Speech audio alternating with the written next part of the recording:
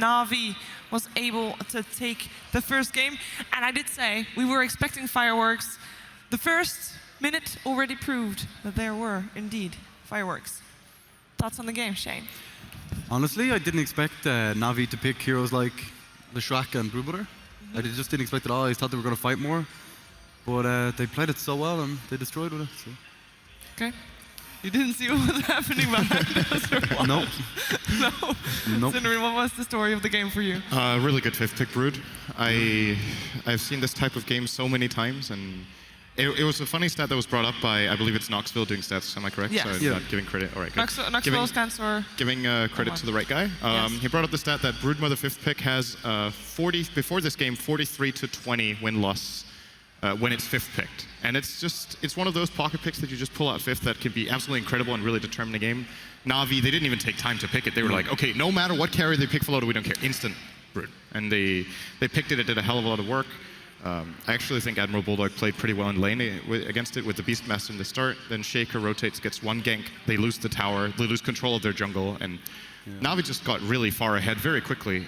And no other hero than Brood will do that in that kind of game. He really opened up. And I want to say, in addition to that, Soniko on the Shaker this game. Man, the pressure. Incredible rotations. He wins bottom lane for them. He wins mid lane for them. And even though Kvos doesn't get much in the top lane, Alliance commit 3 heroes to being up there for a very long time. And that's what Soniko just took massive advantage of. And in the end, it didn't even matter that Kvos had a hard laning stage in the start. There was even a point where Bulldog was using the Hawk to scout out Soniko, but even him just being in the jungle close to mid lane made Pyka play so far back in defensive that it was just very difficult. I mean, for me, I just kind of felt the fact that the amount of momentum that Na'Vi were able to get because of the draft, because of the lineup, and because of the fact that, you know, they win a team fight, they're going to take a few towers off the back of it because the pushing power. It was insane. Did you see how quickly the red It was gone. And you didn't even see it. Like, and I mean, it got to that point, there was always kind of that little bit of a hope in the fact that there was Loda PL. And there was always like, maybe they can take a fight. And we saw some fights where Loda was able to clean up, get himself a double kill as Na'Vi retreated. But then at the end of the day, it kind of got to the point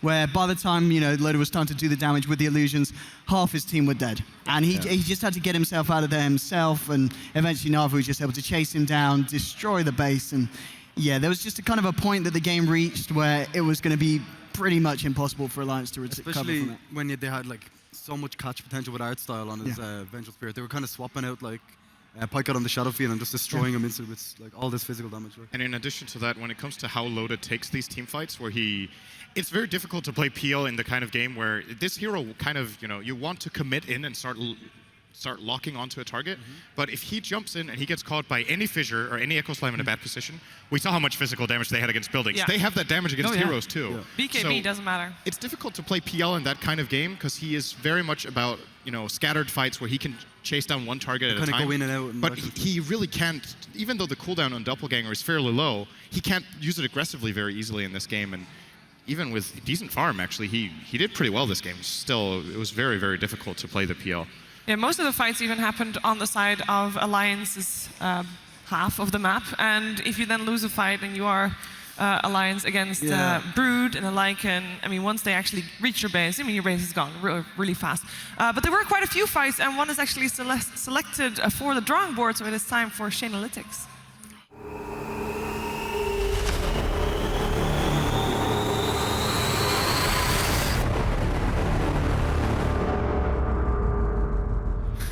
Welcome to the drawing board. So it's 30 minutes into the game, and they're about to, like, they're just kind of sieging the base. And we're about to watch a team fight that happens there that allows them to kind of, like, just melt it, really, I guess is what you'd call this. Right.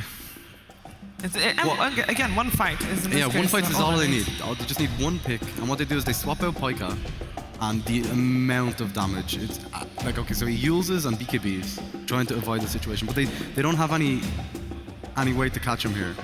He's already on the wrong side of the Fissure. Look at the Fissure's good as well. The Fissure on point has like every single Fissure in this game from Soniko was amazing. And like, what can you do against that amount of damage? You know, anyone just melts instantly. Yeah, at this point it was already. I don't know. I still think if you can defend in this situation, you'll be all right. It's very hard against the swap too. Yeah. After this fight, they get Rax, and I mean, at that point, it was most of the fights were taken by Na'Vi, and they just got out of control. So what are they gonna do different next game? You've got to really be aware of that Broodmother. Yes. Because Funnick plays it so damn well. It was ridiculous how good it was. You've got to at least be prepared for the Brood pick coming in at the latter portions of the draft, or just ban it out straight away. The banning is second phase, hands down. Second phase. Yeah. I don't think they're going to give it away. It's one of those situations that's very frustrating as a team where I'm 90% sure if you ask Alliance, they will just tell you they forgot about it. Like they were focused on other things in the draft. It was like, okay, this is what we think they're going to do, and then it's one of those oh shit Brood moments. And then you don't even have one counter pick. It was the 10th pick of the draft. So if they would have seen Brood before, maybe they would have picked Loda another carry, so they had a different solution for the Brood. But they were kind of cornered already when the Brood pick came out, and you don't let that happen twice in a row. So either you counter pick it really well, like you said, or just get rid of it. So we didn't really do this at the start of the series, but I'm still really curious to hear from you guys. I mean, we already had the first series gone, our first game gone, so we know at least Navi is going to get one of the games. But who's going to take the second and perhaps third? I think if the Alliance kind of can forget about the first game, kind of get their stuff together, you know, like... They're an experienced team. They should be able to. Exactly, yeah. I think they can come into this game and show what Alliance is made of, you know what I mean? Like what we know them for. Like give the signature heroes to Ake, get him his Wisp, get him his Chen, get Magka his Lion, get that kind of stuff, the impact heroes. Like they play so well when they get these heroes. Yeah. I mean, I'll be surprised if Alliance can't take a game back off Na'Vi. I just kind of feel with that game, it was just because of the fact that there was just a point that there was no coming back from. That Na'Vi just destroyed them. But this game, I think Alliance, they're going to go into it with fresh faces. They've got the very, very passionate crowd here supporting them. And that's got to count for something here. So I'm sure Alliance is going to give it their all. And they're going to make sure that something like that, especially in terms of draft, isn't going to slip past them again. Yeah. I think when you're in this kind of situation, what I would think Alliance is thinking right now is that, okay, we lost that game on draft. Like they actually, I think they played decently. Yeah. It was just a really difficult game to deal with the tools they had. They took a couple of good fights, like you mentioned, where maybe it could have gone the other way and perhaps they don't get as far behind as they do. But ultimately, when I saw the draft, I felt like Na'Vi actually had a pretty decent advantage just when the game started. So they're going to reset. They're going to not forget about the game because they need to remember the Brood. But apart from that, maybe just start over, get some different picks. Maybe even a lot of the same picks. Honestly, their lineup was decent. It really was. Like, didn't really get the job done in that game. So I would still say Na'Vi my favorites going into the series. I'm going to say 2-0. I think the momentum is going to carry over, but Alliance is going to have a better showing this game than the first one. So the game that we just had was the 69th time that these two teams played each other. So the upcoming game is the 17th. Now, I don't know if any of you looked it up, but what's your expectancy as previous records of these two teams? 50-50? No. No. Alliance ahead, I think. Are they? By how much? Like give a percentage. I know. Okay. That's 40 wins so long. I think 70-30 Alliance. Well, so far, we just had our 69th game. We had 33 games taken by Na'Vi and 36 by Alliance. Okay. Close So to 50. it's close to Very 50-50. close. It's very close. And if Na'Vi wins 2 games here today, I mean, they're one step closer than they were, obviously. But it's kind of funny. I mean, these two teams, I mean, we mentioned TI3. Everybody remembers that, Na'Vi versus Alliance, El Clasico, of course. But they still are, like, they match up so well. They create fun games to watch. And they're very evenly matched as well. So I also agree, Alliance, they should be able to take at least one game, if not the series, depending on, of course, how it goes and what flow they find. So what do we really want to see? Any combinations? IO Tiny coming up?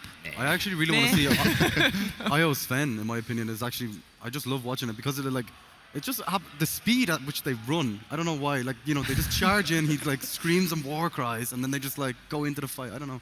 I just love that. You want to see more? I just don't think we'll see IO. But I mean, it's fun to see it played. But I think it'll be banned? Neither team will give it away. It was first phase ban in the previous game. Yeah. Right? Yeah, I it's think it's banned going to out. be again. Yeah, They're both Na'Vi. really good at it. Are we going to see more Sonic Requiem of Black Souls? Yeah, that was a good one by Lumi.